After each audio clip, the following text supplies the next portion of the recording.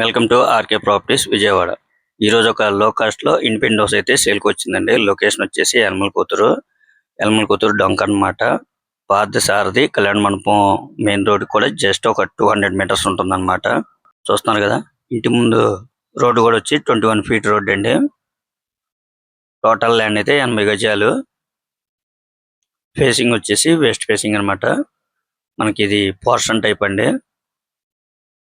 Only ground floor మాత్రమే. చాలా లో కాస్ట్ లోనే వస్తుందండి. ఈ హౌస్ కి అయితే ప్లాన్ అయితే లేదు, ఓన్లీ ప్రైవేట్ బ్యాంక్ మాత్రమే లోన్ వస్తుందండి. అలాగే పార్థసారథి మెయిన్ రోడ్ కూడా జస్ట్ ఒక 200 మీటర్స్ ఉంటుందన్నమాట. ఇక్కడ నుంచి బందర్ రోడ్ అయితే మాత్రం 1.2 km డిస్టెన్స్ ఉంటుందండి. అలాగే లాకుల్ సెంటర్ అయితే ఒక 1/2 km ఉంటుందన్నమాట.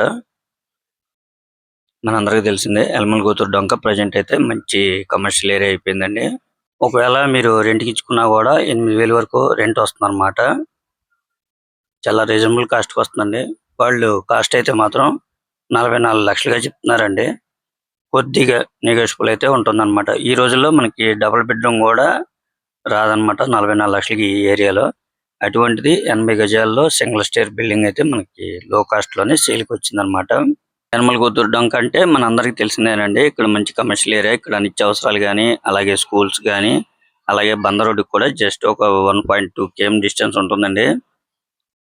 మంచి ప్రైమ్ లొకేషన్ అన్నమాట. మీరు ఒక్కసారి విజిట్ చేయండి, తప్పకుండా మీకు నచ్చుతుందండి.